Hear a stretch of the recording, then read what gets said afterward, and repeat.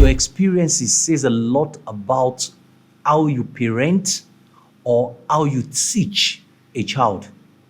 Child development starts from the parents or it starts from the teachers. Whatever you want in the development of a child will first start from you. Either you're a parent or you're a teacher. And the reason is because you don't parent just from your place of comfort or from the place of position. So also, you don't teach from the place of comfort or the place of position. You are not teaching because you are a teacher. You are not parenting because you are a parent. Yes, these identities are intact. Nobody contests it. One key place where you are doing or where you are teaching or parenting from is your experience. The things that you pass through as a child, you are naturally, without a conscious effort to be able to erase or take it away, you are going to practice it with your children. The experience that you had as a student when you were in school, you are naturally going to play it out when you teach children. And this is one of the reasons why it looks as if abused students becomes abused teachers. Bully children are from homes where they witness bullying. This is very critical and important for parents and teachers to understand. If you are going to be a healthy parent or healthy teacher, you have to understand that you are going to do these things from the place of experience or even experiences. And this episode, I want to try as much as possible to open you up to your experiences, that you may possibly be conscious of it, or you may not be conscious of it. For the sake of the development of your children or the children that are in your care, you need to be aware of these experiences. You need to flash back, you need to understand it, and you need to heal from it. The first is what I call the adverse childhood experiences. The things that you passed through when you were growing up. Be careful of the things that you pick from your history that you are not conscious of. A lot of people are doing things unconsciously today, and they think that it is right. But the fact that it happened to you doesn't make it right. The fact that you were beaten to right doesn't mean you need to beat a child to right. No. The fact that you were given a resetting slap doesn't mean that you actually should give a child a resetting slap. As a matter of fact, the reality of children now were different from our realities when we were children. When we were children, TV station possibly started maybe around 4 p.m. And you know, the programs that were on the televisions then, they were not really child-friendly. But right now, the realities is the fact that TV station is 24 hours. You can wake up by 1 a.m. and there's a content for a child to watch. It is said that a child of 8-year-old in this dispensation would have encountered nothing less than 30,000 scenes of either violence, either movement, or other forms of movement on television. That takes me to screen time as a digression. But you have to reduce the time that children spend in front of television if you are going to help them to develop properly. However, going back to where I come from, adverse childhood experiences tends to color and create experience that you are giving to children, either as parents or as teachers. For you to be able to teach a child very well, you have to probe into your experiences when growing up and understand if they were right or if they were wrong. Because unconsciously, you have taken things from your history that are with you as a tool to nurture children for the future. It is very, very sensitive. When you are teaching children for development, when you parent children for development, and you don't think about how you were raised, you just feel that it should happen unconsciously. Oh, Coach Wale, how I was raised is not the most important thing. The most important thing is that when I was raised, we didn't have money. But now, I have money to send my children to any school. I have money to choose for my children. And because of this, some people are running away from the experience that they had when they were young. And that is what formed the foundation for raising their children. Why some people wanted to repeat the same treatment that was given to them when they were young. I worked with a family one time, and the father told me, he said, Coach Wale, you have to take it small with my child. What my child is showing right now, that was me. When I was young, that was what happened. I was not bright, but look at me today. I have everything that I needed. I can choose, I can do this, I can do this. And I tried as much as possible to let parents understand that money or provision is not the only factor for parenting. Attention is also important. The emotional state, regulation is very important.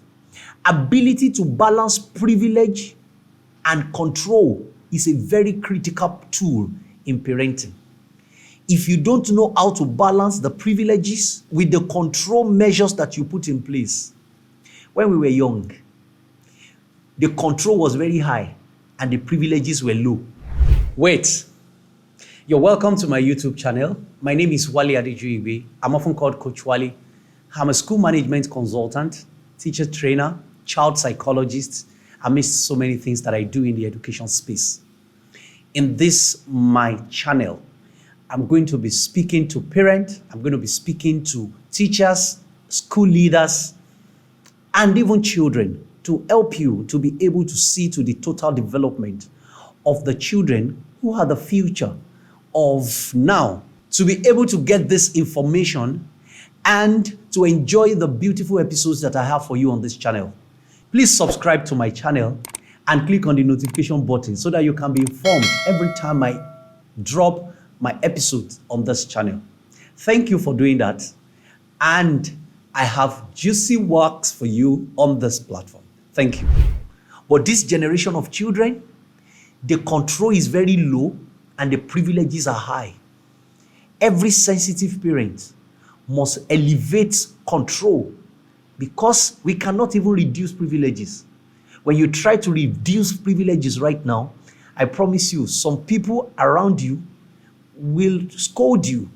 Some may even say that you are too strict as a parent. Some children may not even trust you as a parent because they feel that it's an act of wickedness. How come my friend has tablets and you don't want to give me tablets?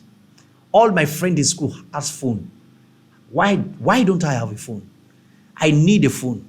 I should have a phone. And then the more you said no phones, the more you even have friends saying, no, in case of emergency, you need to give them the phone. You need to buy him a phone. You can afford it. And you know, what powers privileges right now is affordability. The privilege we didn't have when we were young were because we could not afford things. Our parents could not afford some things. Apart from that, the society did not develop to the level of the development we have right now. So I often say to parents, this is the time when control needs to be matched to be at par with the privileges that we have. However, adverse childhood experiences is very critical in showcasing the experience of a child. Now, this is critical, especially when it comes to the people that train a child. By saying people that train children, I'm talking about your grit as a parent to allow people to work on your child. Child development is a team-based activity. You cannot develop your child alone. You are going to have private tutors. You are going to have teachers. You are going to send your children to school. The grit is in the fact that you will even allow your child to be able to make some runs and do certain things at a particular age by themselves. However, it is very important to probe and to question your adverse childhood experiences so that it helps you to trust the people that will work with you to achieve total child development. Child development is a partnership program. You can't run it alone. No matter how you want to put your child under your care, no matter how you want to put your child under lock, there's a day the child will step out and try to tell you that I am now a mature being. The maturity, if it doesn't come by independence, it will come by age. It is very important to prepare yourself by probing into your adverse childhood experiences and working on it so well. If you have extreme childhood adverse or what I can call, negative ACEs, you find out that you are always looking for that in people. When a cousin comes visiting, when a private tutor is around, when uncles are around, when different people are around, when a child is going to school, you are always looking for signs and signals.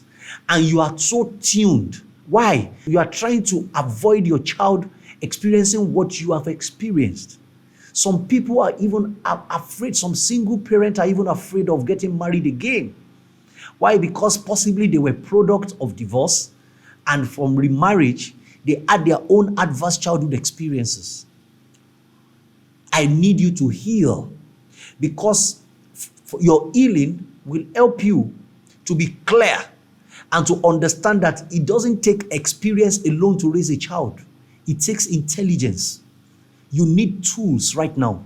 You need grits, you need knowledge, and you need tools to parent children, to teach children. There are so many people who are mathematics teachers today. The picture of the mathematics teachers that they had when they were students, they just go into that picture without probing it, without questioning it. You find them in it like that. They come into the class, they frown their faces, while they believe that mathematics is a serious subject. So you don't laugh in mathematics class. Unfortunately, that is not true. Right now, the more difficult the subjects, the more cheerful the countenance. If you have a weak countenance for a strong subject, the child will hate the subject and you will not achieve performance. It is very critical that you hold this and you understand that who taught me what I know about disposition and attitude towards teaching? Is it my school? Is it intelligence? Are there tools that I exposed myself to? Or I'm just walking the scripts of the models of the people that I saw growing up? That was why I said be careful of what you picked from your history. If you don't question it, you just walk into it and you are formed, you are molded in it. And you think that is the right way. But unfortunately, it may not be the right way. So this day, a teacher walked up to me and told me, he said, Coach Wale, you asked us not to beat a child, or you asked us not to beat children. But how is that possible? How do we drive? I said, yes. She said, I beat children and it works for me. I said, it's a lie. It is a lie. I said, look at it. I'm not saying that beating is totally wrong. I'm just trying to let you understand that when beating is all you have, you are damaging a child. To bring about discipline in a child, to bring about development in a child, oh my God, you have to explore tools. So I asked the teacher, apart from beating, do you have any other tools? Do you have any other knowledge? I said, however, let me take you through a time travel. Let us go to when you were 5-year-old. Can you tell me and give me a profile of yourself when you were 5, when you were 7? The first thing the teacher told me, Coach Wale, I was a very stubborn child. I said, fantastic. How does your teacher respond? How did your mom respond to you when you were displaying stubbornness?